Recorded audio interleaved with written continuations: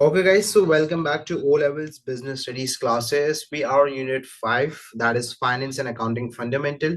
We are done with Unit 1, we are done with Unit 2, and now we are on Unit 5, okay, Finance and Accounting Fundamental.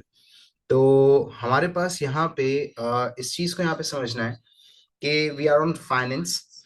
तो हमारे पास जो last classes थी finance की, we are done with the cash flow, we are done with the analysis of accounts and we are done with the accounting ratios. ये सारे जो हमारे पास पर्टिकुलर टॉपिक्स थे we are done with that. उनकी calculations वगैरह जो थी, फॉर्मूलाज वगैरह थे, वो हमने कर लिए. इसके पास पेपर्स हमारे पास कैलकुलेशन के रिलेटेड रहते हैं, तो we are going to do. अब हमारे पास यहाँ पे जो एरिया थियोरेटिकल है फाइनेंस के रिलेटेड, क्योंकि जब हमने ये यूनिट स्टार्ट किया था तो in the first class of this unit we discussed कि this particular unit finance is divided into two different areas. एक एरिया के अंदर सारी हमारे पास थ्योरी है. थ्योरी का मतलब क्या है, हमारे पास वो सारी चीजें हैं कि फाइनेंस होता क्या है, इंपॉर्टेंस ऑफ फाइनेंस क्या है, what are the different methods and the sources to raise the finance. देखो ना, जब बिजनेस को फॉर एग्जांपल एक्सपैंड करना है तो बिजनेस नीड्स फाइनेंस. इसी तरीके से बिजनेस को कोई मशीनरी खरीदनी है, business is in need of finance. तो ऐसे तो डिसाइड नहीं करेंगे कि बैंक से लोन ले लेंगे, या ऐसे तो नहीं है कि कंपनी शेयर्स इश्यू करके फाइनेंस रेज कर लेगी. They need to consider the factors ना, that's why they need to make an effective choice. तो हमारे पास मल्टीपल सोर्सेज होती हैं and amongst these sources we are going to choose one. तो हम यहाँ पे we are going to choose one particular source. तो वो कैसे चूज करेंगे, क्या सोर्सेज ऑफ फाइनेंस होती हैं, एक तो ये सारा एरिया है.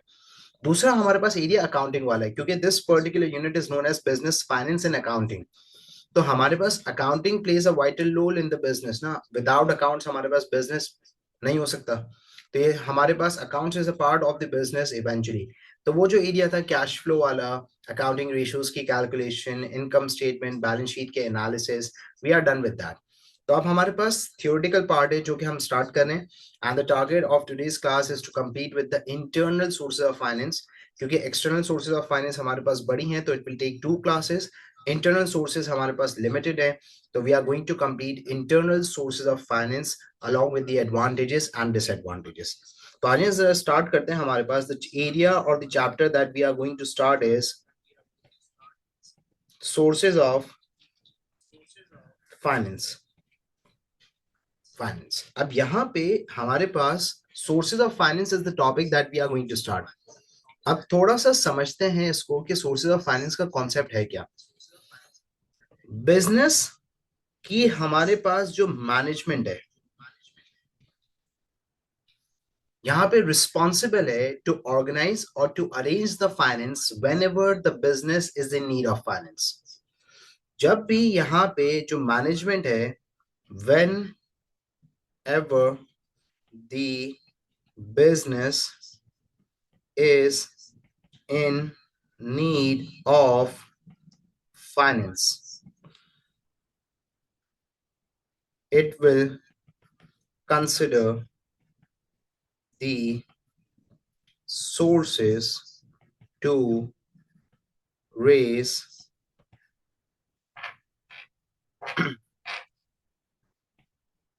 Finance.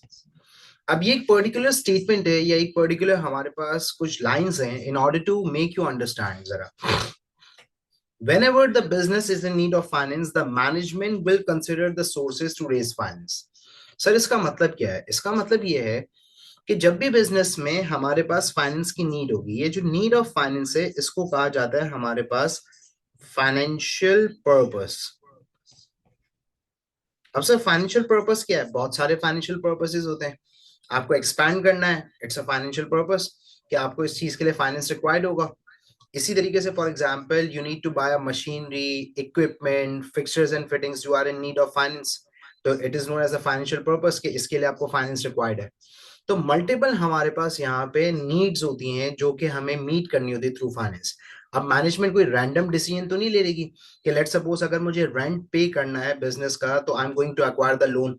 No, it's not suitable. आप एक्सेप्ट ही नहीं कर पाते ना कि अगर मुझे रेंट पे करना है, मुझे वर्कर्स को सैलरी पे करनी है, या मुझे यूटिलिटी बिल्स पे करने हैं, तो इसके लिए मैं शेयर्स इश्यू करूं या बैंक से लोन लूं. होता क्या है हमारे पास, अकाउंटिंग स्टूडेंट्स आप लोग सारे हैं, तो आप लोगों को एक चीज का आइडिया होगा कि जब आप इनकम स्टेटमेंट ड्रॉ करते हैं तो आप ऑपरेटिंग एक्सपेंसेस कहाँ से पे करते हैं, अपने ग्रॉस प्रॉफिट में से पे करते हैं।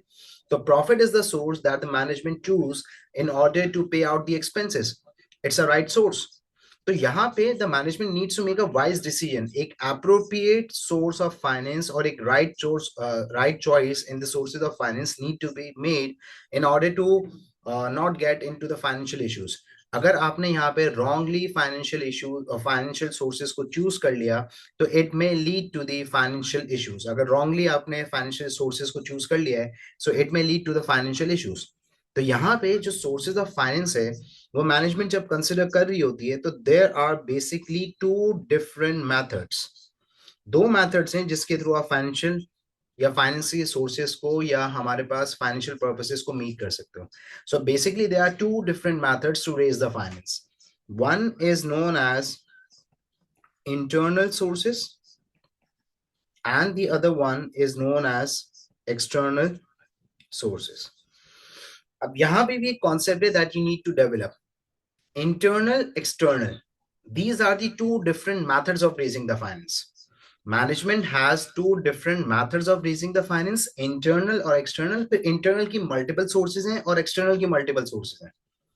यहाँ पे एक कॉन्सेप्ट है, एक मिसकंसेप्शन है कि there are two sources of finance, internal external. No, there are two methods of raising the finance और उस पर्टिकुलर मेथड के अंदर internal is one of the method that has the different sources and the external is known as one of the method that has the different sources. अब हमारे पास जो internal है उसका मतलब क्या है, हमारे पास internal means within an organisation. अब विद इन एन ऑर्गेनाइजेशन का मतलब क्या हुआ कि लेट्स सपोज प्रॉफिट, तो profit is actually earn by the business through its activity. वो buying and selling of goods and services कर रहा है, मैन्युफैक्चरिंग कर रहा है, सर्विसेज प्रोवाइड कर रहा है, and what ever the earning of the business is it's generated internally. हम कोई इन्वेस्टर से पैसे नहीं ले रहे, बैंक से लोन नहीं ले रहे, it's a particular amount that you generate internally from the business operations और द एक्टिविटी। तो विद इन एन ऑर्गेनाइजेशन और एक्सटर्नल का मतलब क्या है, हमारे पास आउटसाइड एन ऑर्गेनाइजेशन। अब आउटसाइड एन ऑर्गेनाइजेशन का मतलब क्या है, from the external sources.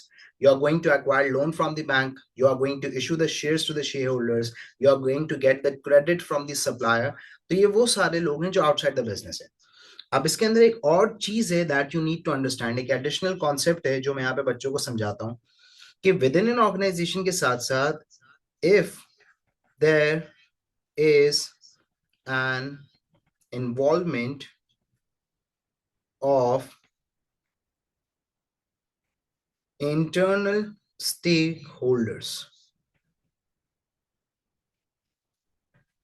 it means कि कोई external stakeholder involved नहीं हो रहा। internally let's suppose एक partnership business है, उस partnership business के अंदर एक partner business को financial need है कोई भी, तो यहाँ पे एक पार्टनर उस पार्टनरशिप बिजनेस के अंदर additional amount of capital invest कर रहा है। तो अब वो जो बंदा है जो फाइनेंस प्रोवाइड कर रहा है वो already existing partner owner of the business है, तो वो इंटरनल स्टेक होल्डर है। Yes, owner is classified as the internal stakeholder. तो when the finance is provided from the internal sources or from the internal stakeholder, it will be known as the internal source of finance or the internal method। लेकिन अगर हमारे पास external sources हैं तो you will see कि there is an involvement of external stake holders. अब external stake holder से अगर उसकी इन्वॉल्वमेंट है, let suppose banks, investors, share holders, suppliers, government, अगर ये आपको फाइनेंशियल सोर्सेज प्रोवाइड कर रही हैं and if they are providing the finance, so it means कि it will be known as the external source और द एक्सटर्नल मेथड। क्यों? क्योंकि एक्सटर्नल स्टेक होल्डर्स की इन्वॉल्वमेंट है। विद इन एन ऑर्गेनाइजेशन नहीं, outside external stake holders involve हो रहे हैं। So guys, अब हम यहाँ पे we are going to start with the internal sources कि what are the internal sources of finance। Whenever the business is in need of finance, the management is going to raise the finance। लेकिन management ऐसे directly finance को raise नहीं करेगी, they are going to consider the factors। तो sir वो factors क्या हैं? वो in the end after the completion of the knowledge of the internal and external, then we are going to learn about the factors कि what are the factors that the management needs to consider. देखो ना, अगर आप business operate करने जाते हो and you are starting a business, तो you are going to search for the location कि किस market में कहाँ पे business को locate करें. इसी तरीके से आप पाकिस्तान के अंदर ऑपरेट कर रहे हैं and now you are planning to expand your operations into the foreign market, international market. तो you are going to look for the country and you are going to do the research. ऐसे ही randomly मुंह उठा के नहीं बांग्लादेश चलते हैं, India चलते, घूमने नहीं जा रहे, you are making an investment. तो factors needed to be consider कि वहाँ की जोग्राफिकल, इकोनॉमिकल, लीगल कंडीशंस कैसी है, कस्टमर्स हैं कि नहीं. तो ये सारे फैक्टर्स कंसिडर करने के बाद you are going to make a decision. तो सिमिलरली फाइनेंस के अंदर भी ऐसा है. The management is not going to choose the source of finance abruptly. एक एप्रोप्रिएट सोर्स ऑफ फाइनेंस के लिए you need to consider factors. So after the completion of the knowledge of internal and external, then we are going to learn about the factors that needed to be considered by the management whenever they are raising the finance. तो अब internal source of finance का मतलब क्या है हमारे पास, कि वो सारी sources जो कि within an organization. अब सब within an organization हमारे पास क्या क्या sources हैं. सबसे पहले हमारे पास है, it is known as retained profit. Sir, what do you mean by the term and what do you mean by the term retained profit or the हमारे पास words retained profit? देखो, profit का मतलब है हमारे पास कि profit is known as the earning of the business. अब ये earning of the business है. अब ये जब earning of the business है तो it is very clear हमारे पास कि जो earning of the business है ये business की internal ही है. क्योंकि बिजनेस यहाँ पे किसी बैंक से, इन्वेस्टर से नहीं, वो अपनी जो ऑपरेशंस और अपनी जो बिजनेस एक्टिविटी कर रहा है उससे फाइनेंस रेस कर रहा है. ठीक है, यहाँ तक हमारे पास एक कॉन्सेप्ट है. अब ये जो अर्निंग ऑफ द बिजनेस है ये यहाँ पे वेरी करती है. थोड़ा सा कॉन्सेप्ट है, समझिएगा. सोल ट्रेडर और पार्टनरशिप के अंदर हमारे पास रिटेन प्रॉफिट को री इन्वेस्ट करना आसान होता है. सोल ट्रेडर और पार्टनरशिप जो सिंगल ओनर बिजनेस हैं और जो हमारे पास पार्टनरशिप बिजनेस है जिसके अंदर नंबर ऑफ पार्टनर्स होते हैं, उसके अंदर ये कंसिडर करना बहुत आसान है. क्यों? क्योंकि सोल ट्रेडर पार्टनरशिप के अंदर होता क्या है कि आपके पास यहाँ पे ग्रॉस प्रॉफिट आता है, उसमें से आप अपने एक्सपेंसेस लेस करते हैं, उसके बाद आपके पास यहाँ पे नेट प्रॉफिट आता है. तो अब ये आपके पास प्रॉफिट की अमाउंट है, सिंपल. अब इसके अंदर हमारे पास यहाँ पे कुछ और नहीं, कुछ और भी होते हैं हमारे पास, जैसे पार्टनर्स के जो है ना वो एप्रोप्रिएशन वगैरह, उसकी मैं बात नहीं कर रहा. To keep it simple, concept क्या है हमारे पास कि अगर एक सिंगल ओनर बिजनेस है तो there will be no influence of any other person in the business decision making. वो अकेला मालिक है, सोल डिसीजन मेकर है. उसने कहा कि मुझे एक्सपेंशन करनी है या मुझे प्रॉफिट विदड्रॉ नहीं करना, I am going to reinvest. तो कोई भी वहां पे इन्वॉल्व नहीं होगा क्योंकि he is the sole trader and the decision maker. Partnership business के अंदर हमारे पास when the partners are agreed mutual understanding से यार हम एक्सपेंड कर रहे हैं या फाइनेंशियल इश्यूज हैं, तो we are not going to withdraw the amount of profit, हम इसे री इन्वेस्ट कर देंगे. तो कोई कॉन्फ्लिक्ट नहीं होगा, इट्स वेरी इजी. लेकिन हमारे पास जब पब्लिक लिमिटेड कंपनी होती है, तो पब्लिक लिमिटेड कंपनी के अंदर क्या होता है हमारे पास कि पब्लिक लिमिटेड कंपनी के अंदर आपके पास ग्रॉस प्रॉफिट आता है. ग्रॉस प्रॉफिट के बाद आप उसमें से पे करते हैं अपने ऑपरेटिंग एक्सपेंसेस. ठीक है, ग्रॉस प्रॉफिट के बाद फिर ऑपरेटिंग एक्सपेंसेस पे करने के बाद आपके पास आता है नेट प्रॉफिट. अब ये कंपनीज का फाइनल प्रॉफिट नहीं होता. आपके पास अकाउंटिंग की इतनी नॉलेज होनी चाहिए कि जब कंपनी अकाउंट्स बनते हैं उसके अंदर सिंपल सोल ट्रेडर पार्टनरशिप की तरह नहीं होता. क्यों? क्योंकि नेट प्रॉफिट के अंदर अगर आपके पास अभी इंटरेस्ट है तो वो आप पे करेंगे पहले, क्योंकि अगर आपने बैंक से लोन लिया हुआ है तो आप interest payable to the bank. फिर इंटरेस्ट पे करने के बाद आप गवर्नमेंट को टैक्स पे करेंगे. टैक्स पे करने के बाद अब यहाँ पे आप पे करेंगे शेयर होल्डर्स को डिविडेंड्स, क्योंकि शेयर होल्डर्स जिन्होंने शेयर्स बाय करे थे तो they actually wait for the dividends, क्योंकि उनकी वो रिटर्न ऑन द इन्वेस्टमेंट है. क्योंकि उन्होंने शेयर्स बाय करें तो उनको आपको डिविडेंड्स देने. We have covered this in unit 1. इसके बाद अब आपके पास जो पैसे बच गए हैं, it will be known as the retained earnings. अब वो आपकी क्या होंगी, रिटेन अर्निंग्स होंगी। PLC means public limited company, those companies that are listed in the stock exchange, और जी जनरल पब्लिक को, शेयर होल्डर्स को शेयर्स देते हैं। अब मुझे एक बात बताओ, लॉजिकली अगर मैं यहाँ पे ज्यादा डिविडेंड्स दूंगा तो मेरी रिटेन अर्निंग्स कम हो जाएंगी। यस। और अगर मैं डिविडेंड्स कम दूंगा तो मेरी रिटेन अर्निंग्स बढ़ेंगी। पॉजिटिव रिलेशन नहीं है ना, नेगेटिव है। अगर कंपनी शेयर होल्डर्स को ज्यादा डिविडेंड्स देगी तो कंपनी की रिटेन अर्निंग्स एंड में बच जाएंगी, कम हो जाएंगी। और अगर शेयर होल्डर्स को मैं कम डिविडेंड्स दूंगा तो मेरी रिटेन अर्निंग ज्यादा होगी। तो अगर कंपनी ने सोचा कि मुझे यहाँ पे इस साल डिविडेंड नहीं देना, क्यों, क्योंकि मुझे पैसों की जरूरत है, हमें एक्सपेंशन करनी है या फाइनेंशियल इश्यूज हैं जो भी हमारे हैं, we are in need of finance, company की मैनेजमेंट डिसाइड कर रही है, तो यहाँ पे आपके पास हो जाता है कॉन्फ्लिक्ट। क्यों? क्योंकि शेयर होल्डर्स कहते हैं कि हमने इन्वेस्टमेंट करी हुई है and we need higher amount of dividends, लेकिन when the company is expanding और the company is in need of finance, तो मैनेजमेंट कहती है कि नहीं, हम आपको ज्यादा डिविडेंड्स नहीं दे सकते क्योंकि हमें पैसे बचाने हैं और बिजनेस में री इन्वेस्ट करने हैं। तो यहाँ पे हमारे पास पे कॉन्फ्लिक्ट आया था between the share holders and management.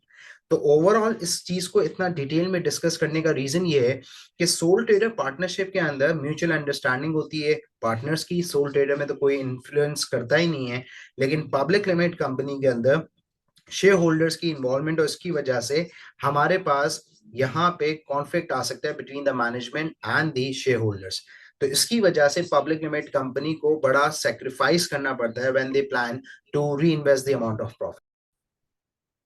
तो हमारे पास यहाँ पे एक कॉन्सेप्ट जो था रिटेन प्रॉफिट वाला, वो मैंने आपको समझा दिया। अब ये इंटरनल एक्सटर्नल है, प्योर इंटरनल है, क्योंकि प्रॉफिट जो है वो मेरी अर्निंग है, प्रॉफिट जो है वो मैं अपनी एक्टिविटी से जनरेट करता हूँ। आगे बढ़ते हैं। अब से ये जो हमारे पास प्रॉफिट वाला कॉन्सेप्ट है, इसको जरा आगे बढ़ते हैं और समझते हैं जरा। हमारे पास इस प्रॉफिट को हमें रीपे नहीं करना, that means no repayment is required. लेकिन अगर आप बैंक से लोन लेते हैं तो आपको after the agree time period, 4 5 year 6 year, जितने अमाउंट टाइम पीरियड के लिए आप लोन लेते हैं, आपको वो रीपे करना होता है। तो यहाँ पे आप कोई अमाउंट लोन की तरह नहीं है, आपका अपना खुद का प्रॉफिट है, तो no repayment is required. Number 2, no interest payable. Bank से आप लोन लेते हैं तो बैंक आपके ऊपर इंटरेस्ट चार्ज करता है, लेकिन when you use your retained profit, so no interest payable is there, आपको कोई अमाउंट ऑफ इंटरेस्ट पे करने की जरूरत नहीं है। Number 3, may be amount is insufficient and for the short term, जो अमाउंट है प्रॉफिट की वो शायद इतनी ज्यादा ना हो after paying all the cost, expenses, taxes and interest, और हमारे पास शायद अमाउंट इतने ज्यादा टाइम पीरियड के लिए भी अवेलेबल ना हो। बैंक से तो आप 10 साल के लिए, 12 साल के लिए लोन ले सकते हैं on the agreed time period, लेकिन यहाँ पे आपके पास जो है वो शायद इतनी ज्यादा अमाउंट ना हो, ना इतने ज्यादा टाइम पीरियड के लिए अवेलेबल हो, क्योंकि आपका ये जो प्रॉफिट है उससे आप अपनी दूसरी चीजें को, इंटरनल बजट्स वगैरह को पूरा कर रहे होते हैं। Number 4, no sharing of purpose and business plan. जब आप बैंक के पास जाते हैं तो बैंक आपसे पूछता है, आपसे बिजनेस प्लान मांगता है, आपसे पर्पस मांगता है, तो you need to show them each and everything, जिससे आपकी जो सीक्रेसी है वो लूज हो जाती है कि आपका क्या प्लान है, क्यों कर रहे हैं। आप बैंक्स को बताना पड़ता है, इन्वेस्टर्स को बताना पड़ता है कि for what particular purpose you are raising the finance. हमने शार्क टैंक के शोज के अंदर भी तो देखा है कि वो जो हमारे पास एंटरप्रेन्योर्स आते हैं, they actually communicate each and everything. तो आपके पास ये भी तो एक चीज है हमारे पास। तो अब यहाँ पे हमारे पास नंबर 1, कोई पेमेंट रिक्वायर्ड नहीं है, रीपेमेंट रिक्वायर्ड नहीं है। नंबर 2, आपको कोई इंटरेस्ट पे करने की जरूरत नहीं है। नंबर 3, आपका जो प्रॉफिट होता है वो लिमिटेड अमाउंट के लिए होता है, तो बहुत बड़े टाइप के जो एक्सपेंडिचर होते हैं वो शायद उससे पॉसिबल ना हो, क्योंकि प्रॉफिट के amount after paying expenses, tax वगैरह कम हो जाती है। और आपके पास जो प्रॉफिट है हमारे पास, वो एक लिमिटेड अमाउंट के साथ साथ लिमिटेड टाइम पीरियड के लिए, मतलब 1 साल के लिए प्रॉफिट को आप यूज कर सकते हो। बैंक से तो आप 10 साल के लिए लोन ले सकते हो, 15 साल के लिए लोन ले सकते हो, so this is a point. और आपके पास no sharing of purpose and business plan. when you actually raise the finance through bank, तो you need to communicate with the bank कि बैंक को बिजनेस प्लान बताना पड़ता है, बैंक के साथ डिस्कस करना पड़ता है, बैंक आपके अकाउंट्स को देखती है, सब कुछ देखने के बाद आपको लोन प्रोवाइड करती है. Investors do the same thing. तो आपको यहाँ पे अपने प्रॉफिट को यूटिलाइज करो तो आपको किसी के साथ बिजनेस प्लान या पर्पस शेयर करने की जरूरत नहीं है. सेकेंड एक्सटर्नल सोर्स हमारे पास है, that is known as owners savings और द ओनर्स इन्वेस्टमेंट. अब ओनर सेविंग्स एंड इन्वेस्टमेंट क्या है हमारे पास? This is the most common and the most usual source that new entrepreneurs use. जब मैं कोई छोटा मोटा बिजनेस स्टार्ट कर रहा हूँ तो मैं कोई बहुत बड़ी अमाउंट तो एक्वायर कर भी नहीं सकता ना. क्यों नहीं एक्वायर कर सकता? क्योंकि मैं नया हूं, बैंक लोन नहीं देगा, इन्वेस्टर्स ट्रस्ट नहीं करेंगे. तो यूजुअली क्या होता है कि ये जो ओनर सेविंग्स और इन्वेस्टमेंट है, ये हमारे पास मेजर और बेसिक सोर्स बनती है फॉर द स्टार्टअप कैपिटल. तो जितने भी स्मॉल स्केल स्टार्टअप्स होते हैं, जितने भी स्मॉल स्केल बिजनेसेस होते हैं, वो यूजुअली अपनी ही एंटरप्रेन्योर सेविंग से और इन्वेस्टमेंट से बिजनेस को क्या करते हैं, स्टार्ट करते हैं. तो owner savings and investment is the most common source for the startup and for the startup capital. Number 2 हमारे पास owner saving is an option that is available to the sole trader and the partnership. क्यों? क्योंकि companies के अंदर तो share holders होते हैं और shareholders internal stake holders नहीं है, एक्सटर्नल स्टेक होल्डर्स हैं. तो when the shareholders are external stake holders, तो उनसे जो हम फाइनेंस रेज करते हैं थ्रू इश्यू ऑफ शेयर्स, वो हमारे इंटरनल सोर्स का पार्ट नहीं है. So it is the source of owner savings and investment का मतलब है कि I'm clearly talking about the sole trader and the partnership business. कि एक running business है, उसके अंदर एक sole trader, single owner है, वो further investment और capital provide कर रहा है into the business. Running partnership business है, उसके अंदर partners further capital inject कर रहे हैं या further finance provide कर रहे हैं, तो वो हमारे पास इसके अंदर आएगा. और यहाँ पे जब ओनर सेविंग्स एंड इन्वेस्टमेंट की बात होती है, 2-3 टर्मिनोलॉजीज हैं जो कि यूज होती हैं. इसको कहा जाता है हमारे पास further capital injection. Further capital injection का मतलब क्या है? एक तो पर्टिकुलर अमाउंट ऑफ फाइनेंस थी जो कि बिजनेस के अंदर अवेलेबल है और स्टार्ट करते वक्त हमने करी थी. अब जब बिजनेस रनिंग फेज में और हमें कोई पर्टिकुलर फाइनेंशियल पर्पस या इश्यूज आते हैं, तो एग्जिस्टिंग रनिंग बिजनेस के अंदर जो ओनर है और पार्टनर्स है वो फाइनेंस प्रोवाइड करते हैं. तो it will be known as a further capital injection, या फिर it is known as provision of additional capital. तो ये दो अगर आप टर्म्स लिखेंगे और ये दो पर्टिकुलर आप यहाँ पे टर्म्स लिखेंगे whenever you are referring the owners investment as a source of finance, तो ये एक अच्छी की टर्म्स है जिससे आपकी इमेज अच्छी होगी in front of the examiner. तो यहाँ पे सिंपल केस ये है कि ये दो फर्दर आपके पास कैपिटल इंजेक्शन और provision of additional capital is one of the thing जो कि आप यहाँ पे लिख सकते हैं. ये भी एक इंटरनल सोर्स ऑफ फाइनेंस है. क्यों? क्योंकि सिंगल ओनर और पार्टनरशिप बिजनेस ऑलरेडी ओनर्स हैं, शेयर होल्डर्स आपके पास इंटरनल स्टेक होल्डर्स नहीं है. थर्ड हमारे पास that is known as disposal of an unwanted non current asset. अब sir disposal of unwanted non current asset, sir इसका मतलब हमारे पास क्या है? अच्छा, ये disposal of an unwanted non current asset क्या है? देखो, डिस्पोजल का मतलब होता है सेल आउट करना. अनवांटेड का मतलब हो गया हमारे पास वो सारे नॉन करंट एसेट्स जो नॉन ऑपरेशनल है या बिजनेस में एक्सेस है. अब सर नॉन ऑपरेशनल और एक्सेस होने का मतलब क्या है? लेट सपोज एक कोचिंग सेंटर है, उसके अंदर हमारे पास जो रूम्स हैं और जो ऑडिटोरियम है, उसके अंदर टोटल जो सीट्स हैं, चेयर्स जो हैं, वो 500 हैं और पूरी हैं. लेकिन हमारे पास एक्स्ट्रा 300 चेयर्स हैं. क्या वो यूटिलाइज हो रही है? नो, एक्स्ट्रा है, एक्सेस है. एक फैक्ट्री है, उसके अंदर हमारे पास 5 मशीनरीज हैं, यूज 5 होती हैं, लेकिन हमारे पास टोटल 8 मशीनरीज हैं. तो आप लॉजिकली सोचो कि उस पर्टिकुलर नॉन करंट एसेट में, उस पर्टिकुलर मशीनरी में, चेयर्स में बिजनेस का कैश, बिजनेस का फाइनेंस, बिजनेस का कैपिटल टाइड अप है. तो बिजनेस क्या करे, उस पर्टिकुलर जो extra non operational current non current assets हैं, फिक्स एसेट्स हैं, जिसको हम यूटिलाइज नहीं कर रहे, उसे सेल आउट कर दे। जब वो उसे सेल आउट करेगा तो इससे बिजनेस में क्या आ जाएगा, फाइनेंस आ जाएगा। तो सर ये इंटरनल है, यस, क्योंकि मैं अपने एसेट को बेच रहा हूँ। वो जो चेयर्स थी वो मैं ओन करता हूँ, मैं बैंक से लोन नहीं ले रहा, या मैं किसी सप्लायर से चेयर्स नहीं मांग के बेच रहा, मैं अपने ही पर्टिकुलर जो चेयर्स और मशीनें है उसे सेल आउट कर रहा हूँ। तो मेरा जब मैं एसेट लूज कर रहा हूँ और उसे डिस्पोज ऑफ कर रहा हूँ, सेल आउट कर रहा हूँ in order to raise the finance, तो इसकी वजह से it will be known as the internal source of finance. Simple. तो ये भी हमारे पास एक पर्टिकुलर सोर्स है। और अगर आप लॉजिकली देखो ना, तो आप यहाँ पे अकाउंट्स के अंदर वो नॉन करंट एसेट्स यूटिलाइज नहीं हो रहे, वो चेयर से कोई फायदा नहीं है, उस मशीनरी से कोई फायदा नहीं है, वो पड़ी हुई है सिर्फ। आप हर साल उस पर डेप्रिसिएशन भी पे कर रहे हो। तो अकाउंटिंग के हिसाब से या अकाउंटिंग के जो बच्चे हैं वो उस चीज को इस तरीके से भी कंसिडर कर सकते हैं कि आप डेप्रिसिएशन भी तो पे कर रहे हो, तो वो अलग आपको लग रही है, और वो आपके अलग जो है ना एक्सपेंसेस में रिकॉर्ड होकर आपकी इनकम को अफेक्ट कर रही है।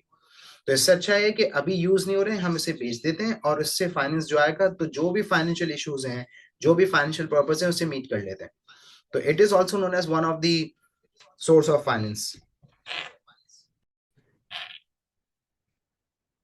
नंबर 4, रिड्यूसिंग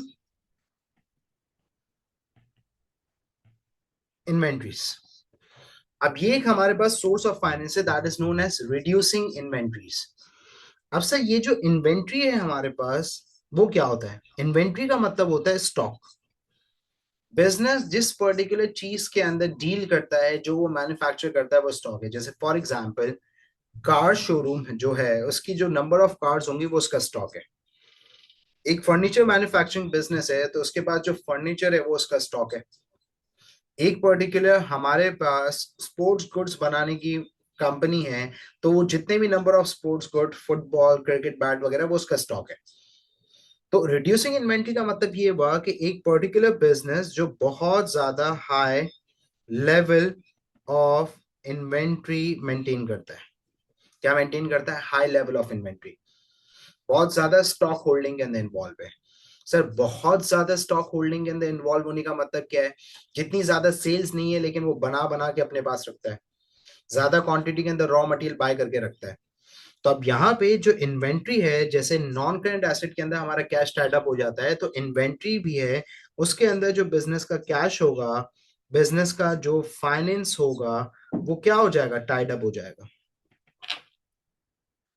तो बिजनेस को क्या चाहिए कि बिजनेस इस हाई लेवल ऑफ इन्वेंट्री को रिड्यूस करे। क्या करे? रिड्यूस करे। अब सर वो रिड्यूस कैसे करे? जैसे फॉर एग्जांपल मैं आपके सामने एक बहुत परफेक्ट एग्जांपल देता हूँ। अभी हमारे पास जो अपकमिंग सीजन है वो विंटर्स का है, स्टार्ट हो गई है। अभी हमारे पास दिसंबर के अंदर और सर्दियां बढ़ेंगी। तो जो अपकमिंग सीजन है वो हमारे पास किसका है? विंटर्स का है।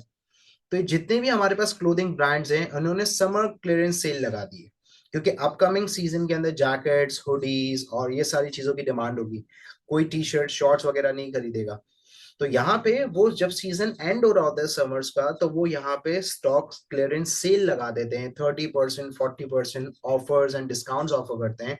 वो इसलिए कर रहे होते हैं क्योंकि इनका जो स्टॉक है उसके आगे डिमांड नहीं होगी, तो वो कैश में कन्वर्ट नहीं होगा। No one is going to buy the shorts in the winters and all.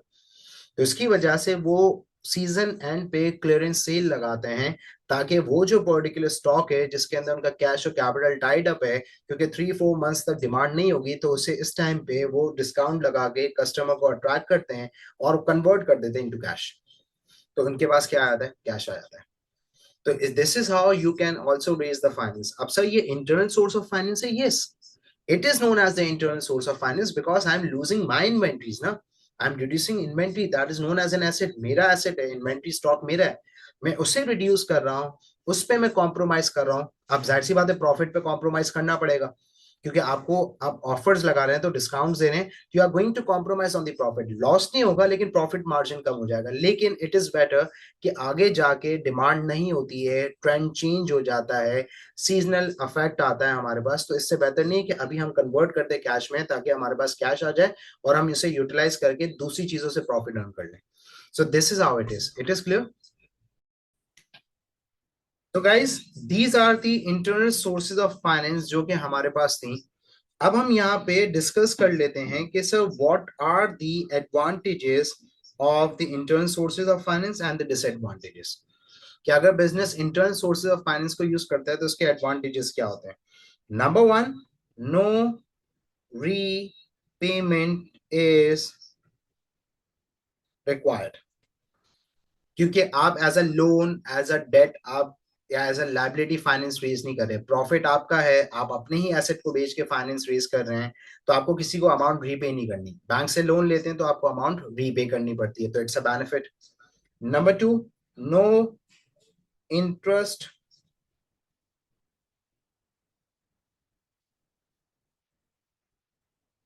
Payable. अब अगर इंटरेस्ट पेएबल नहीं है तो इसका मतलब ये है कि आपकी प्रॉफिटेबिलिटी जो होगी वो भी बड़ी रहेगी। क्यों? क्योंकि अगर आप बैंक से लोन लेते हैं तो आपको इंटरेस्ट पे करना पड़ता है, और इंटरेस्ट आप अपने एक्सपेंसेस में से पे करते हैं। तो जब आपके एक्सपेंसेस बढ़ेंगे तो आपकी प्रॉफिटेबिलिटी क्या हो जाएगी? कम। तो अगेन इट्स अ बेनिफिट कि in the internal sources of finance you are not raising the finance as a liability, as a loan, तो there is no amount of interest payable. Again benefit है। Number three, no loss of secrecy. अब secrecy का मतलब क्या है? Investors के पास जाते हैं तो उन्हें बताना पड़ता है कि पर्पस, ऑब्जेक्टिव, बिजनेस का प्लान क्या है। बैंक्स के पास जाते हैं तो you need to share the business plan with them. तो यहाँ पे आपकी कोई लॉस ऑफ सीक्रेसी नहीं होगी।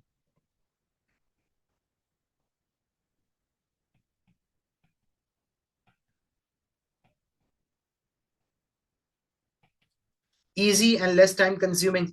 अब easy and less time consuming कैसे है? क्योंकि आपको कोई लीगल प्रोसेस नहीं है। शेयर्स इशू करने का एक पूरा लीगल प्रोसेस है। बैंक्स के लिए आपको पूरे डॉक्यूमेंट प्रिपेयर करने पड़ते हैं। तो it's a time consuming process और इट्स अ हैसल। एक पूरा लीगल प्रोसेस है शेयर्स इशू करने के लिए, बैंक से लोन लेने के लिए। तो यहाँ पे आपको भी फॉलो करने की जरूरत नहीं है। डिसएडवांटेजेस क्या है हमारे पास? तो नाउ आ जाओ और देखते हैं कि what are the disadvantages to a business if they choose the internal sources of finance. तो नंबर वन हमारे पास जो डिसएडवांटेज है वो ये, no sufficient, not sufficient for high cost expenditure. शायद आप प्रॉफिट इतना ज्यादा ना हो, शायद एसेट्स बेच के इतना ज्यादा फाइनेंस ना आए, शायद इन्वेंटरीज को रिड्यूस करके इतना आपके पास अमाउंट ना आए फाइनेंस का जिससे आप एक्सपेंशन कर सकें, जिससे आप बड़े बड़े एक्सपेंडिचर्स कर सकें। तो ये क्या है हमारे पास? इट्स अ डिसएडवांटेज कि जो हमारे पास इंटरनल सोर्सेज ऑफ फाइनेंस है उसकी जो अमाउंट होती है वो लिमिटेड अमाउंट होती है, इतनी ज्यादा आपके पास नहीं होती जिससे आप बड़े बड़े खर्चे पूरे कर सके। नंबर टू,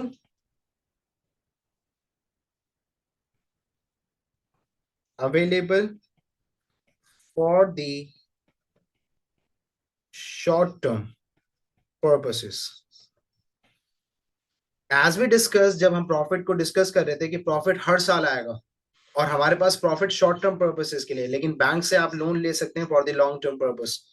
5 साल, 8 साल के लिए आपने एक साथ बड़ी अमाउंट ले ली, तो ये भी आपके पास है।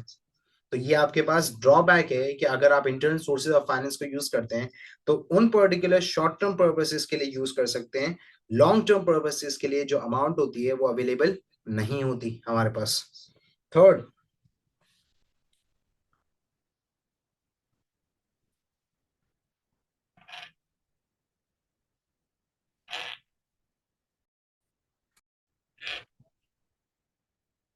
may affect the internal budgets if profit is used। अब सर इसका मतलब क्या है? ये थोड़ा टेक्निकल पॉइंट है, जरा सुनिएगा और समझिएगा हमारे पास। अगर मैं प्रॉफिट को यूज कर लेता हूं और एक्सपेंशन के अंदर री इन्वेस्ट कर देता हूं, अब होगा क्या कि प्रॉफिट मेरा मैंने इन्वेस्ट कर दिया और प्रॉफिट रिटर्न नहीं हुआ, लॉस हो गया मुझे। तो अब यहां पे पूरा जो बिजनेस का बजट है वो आउट हो जाएगा। तो this is one of the major drawback कि हम यहाँ पे जब इन्वेस्ट कर रहे हैं तो वी आर नॉट श्योर कि भाई क्या होगा। रिस्क तो इन्वॉल्व है ना हमारे पास। अब मैंने लेट सपोज एक कंट्री के अंदर प्रॉफिट को री इन्वेस्ट करके वहां पे एक और ब्रांच खोल दी और वो ब्रांच वहां पे चली नहीं, तो मुझे लॉस हो गया, तो प्रॉफिट बिजनेस में से निकाला हुआ था ना, तो मेरा जो इंटरनल पूरे फाइनेंशियल इश्यूज होंगे वो क्रिएट हो जाएंगे बिजनेस के अंदर। तो अगेन इट्स अ ड्रॉबैक हमारे पास। फिर नंबर 4, नो टैक्स बेनिफिट। अब ये क्या पॉइंट है सर टैक्स बेनिफिट वाला? आज जो जरा ऊपर चलते हैं हमारे पास ये जो फर्स्ट पेज है जहां पे internal sources of finance mentioned है आपके पास, उसके अंदर आप देखो पब्लिक लिमिटेड कंपनी में या सोल ट्रेडर पार्टनरशिप में जब भी हमारे पास, आप मुझे एक बात बताएं, हमारे पास टैक्स कब पे करते हो? बिजनेस जो है वो टैक्सेस कब पे करता है?